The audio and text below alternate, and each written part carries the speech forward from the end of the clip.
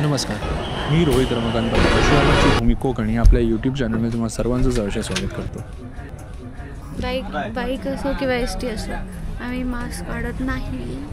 आम्ही निघालो आहोत गुहागर भ्रमंतीसाठी. रात्रीचा एस टीचा प्रवास करून आम्ही पोहोचलो हेदवीच्या देवराई होमस्टेला. तिथे स्वादमध्ये ब्रेकफास्ट करून दिवसाची सुरुवात वळणेश्वर मंदिरापासून केली. अतिशय भव्य असं सुंदर असा समुद्र किनारा लाभलेलं शिवालय म्हणजे वेळणेश्वर देवस्थान. श्री वेळणेश्वर क्षेत्र हे जवळजवळ 2000 वर्षे जुने आहे. मंदिराच्या आवारात लक्ष्मीनारायण, काळभैरव, ग्रामदेवता, रामेश्वर, महाविष्णू, गणपती अशी मंदिर आहेत.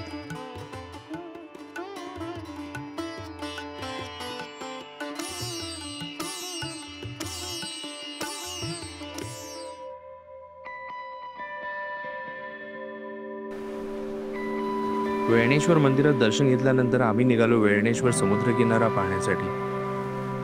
आणि हा किनारा आज आमच्यासाठी राखीव आहे की काय असंच वाटत होतं, कारण की आमच्या व्यतिरिक्त इथे कोणीही नव्हतं.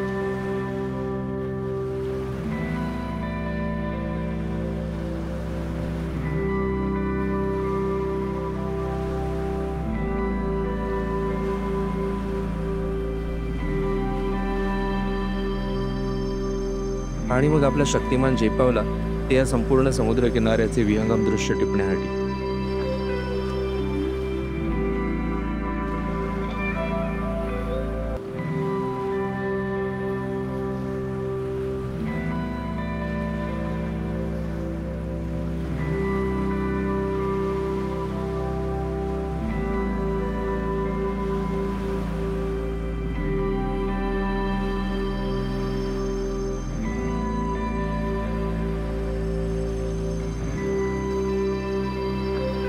तिथेच बाजूला असलेल्या मोऱ्या बंदरला भेट दिली. तिथे बोटीतून पकडलेले मासे होडीच्या सहाय्याने बंदरावर आणले जात होते.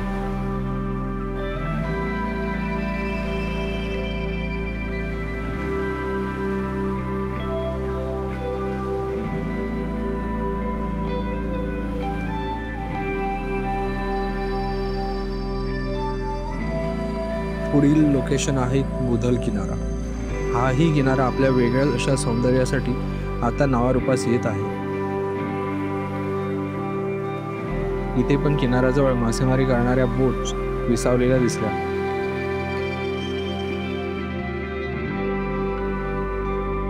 मुधल किनाऱ्याजवळ असलेल्या डोंगरावरच श्री दुर्गा मातेचं मंदिर आहे. उन्हाकारणे आणि मंदिर खूपच उंचावर असल्यामुळे शक्तिमानच्या कॅमेऱ्यातूनच दुर्गादेवीचे दर्शन घेतले. तिथून आम्ही पुन्हा वेळणेश्वर किनाऱ्यावर असलेल्या स्वराज उपहारगृहात आलो.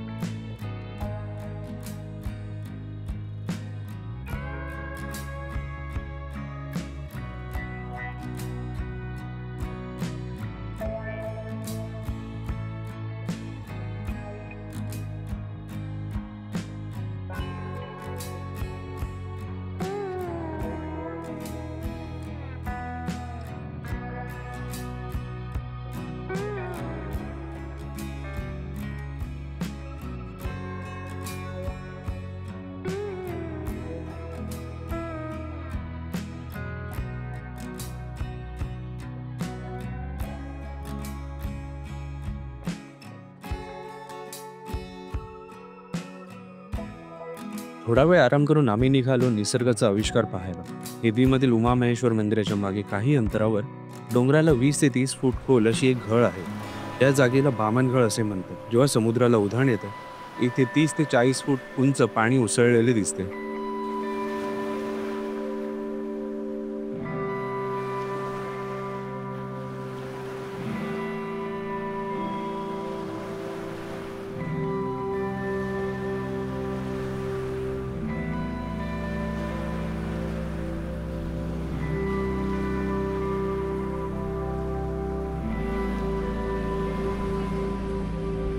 हळूहळू होणारा सूर्यास्त खडकावर बसून पाहण्याची मजा काही वेगळीच होती.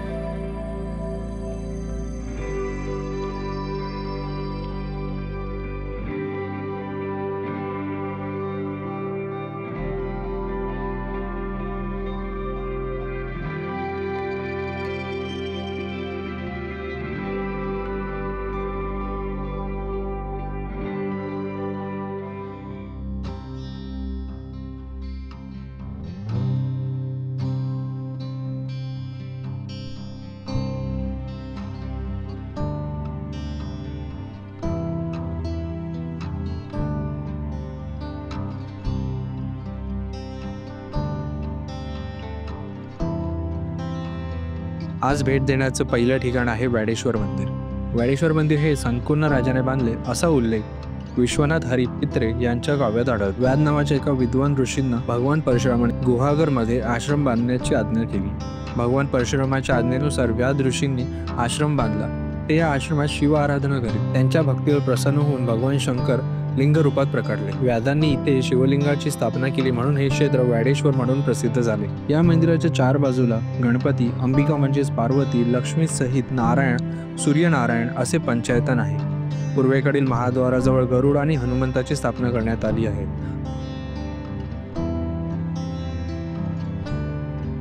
देशातील सर्वात मोठी नंदीची मूर्ती असलेल्या मंदिरांमध्ये वैडेश्वर मंदिराचा समावेश होतो.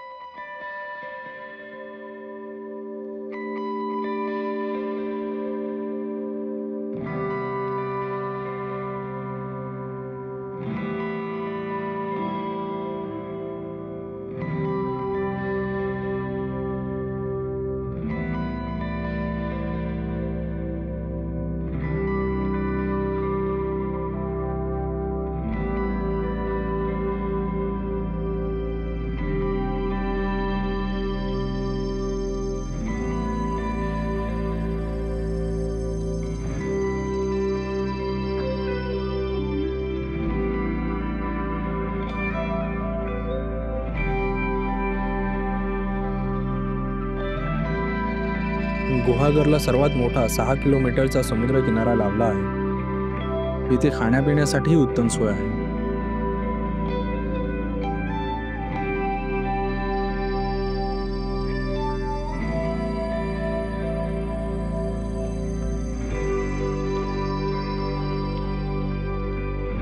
तिथून पुढे अरेमधील दत्त मंदिराला आम्ही भेट दिली.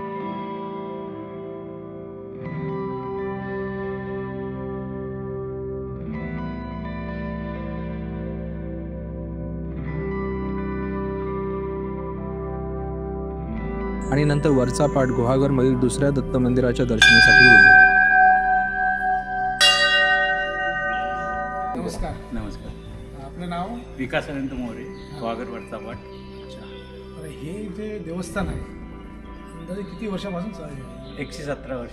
हे समुद्रात मूर्ती मिळालेली आहे मच्छीमार लोक, मोहामेडन लोकांना. ती इथे आमच्या गावातल्या वृद्ध माणसांना आणून दिली. पण ते ही पिंपळाखाली बसवली होती अच्छा. झाडाच्या इथे.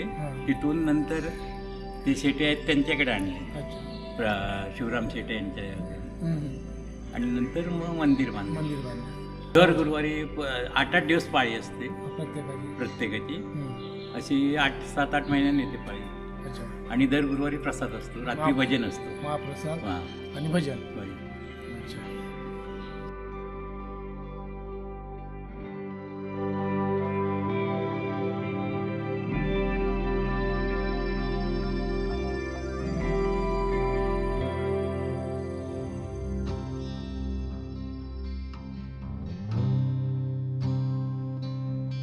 पुढचं ठिकाण होतं डोंगरामध्ये विसावलेलं सुंदर असं अष्टावणे गणपती मंदिर. या मंदिराकडे जाण्यास काही पायऱ्या चढून जावे लागतो.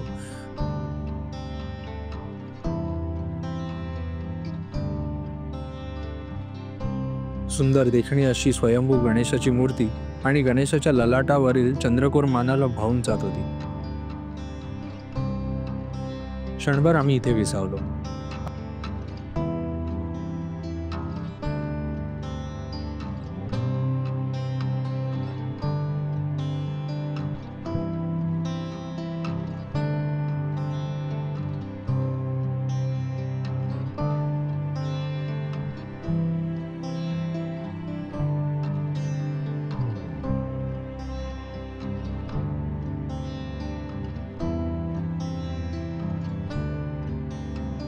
अष्टावणी गणपती मंदिरातून संपूर्ण गुहागर शहराचे दर्शन होते.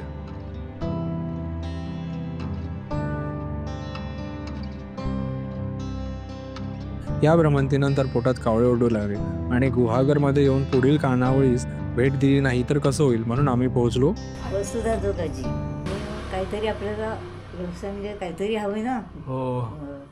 दिवसाची दिनचर्या म्हणून ते सुरू केलं. आणि आता सुरू करताना शून्यातून सुरू केलं, पण छान चाललं आहे. मागे वळून बघितलं नाही परत. हाताखाली माझ्या 2 मुली असतात, 1 मुलगा. आम्ही 5 जणांचं टीमवर्क आहे. सकाळी 6:30ला सुरू होतो दिवस, रात्री 10 वाजे. आपण जे चवीने खातो, दुपारी येतोय आणि डिनरसाठी येतो आणि जेवतोय, ती ही 25 वर्षाच्या हाताची चव आहे. एवढे एक्सपिरियन्स्ड. त्यामुळे मला खूपच जास्त ही आवडलेली आहे जेवणाची चव आजींच्या हाताची, आणि खूप छान आहे. मी ह्या बाजूला असणार गुहागरमध्ये तर नक्की इकडे तुम्ही ट्राय करायला, म्हणजे मी जरूर तुम्हाला अवश्य सजेस्ट करेन की नक्की इथे या. आणि म्हणजे खाण्याची एकदम पर्वणीच आहे. मोदक काय आणि साजूक तूप घालून वा. जेवणानंतर पुन्हा देवभ्रमंती सुरू झाली. जवळच असलेले श्री दुर्गा मातेच्या मंदिरात गेलो. प्रशस्त असा सभा मंडप, जुन्या काळातील गाभारा आणि त्यात असलेली प्रसन्न अशी दुर्गा मातेची मूर्ती.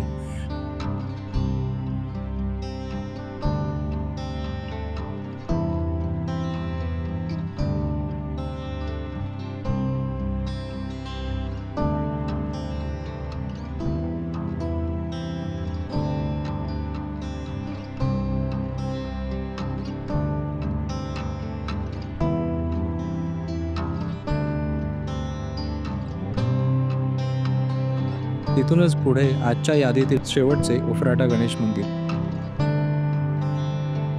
सुमारे 400 वर्षापूर्वी एकदा समुद्राला उधाण आले. गावात पाणी शिरून संपूर्ण गाव बुडण्याची वेळ आली. गणपतीच्या एका परमभक्ताने देवाचा धावा केला आणि या संकटापासून गुहागरला वाचव अशी प्रार्थना केली. त्यावेळी हा पूर्वाभिमुख असलेला गणपती पश्चिमाभिमुख होऊन समुद्राला शांत केले. तेव्हापासून या गणपतीला उफराटा गणपती असे म्हटले जाते.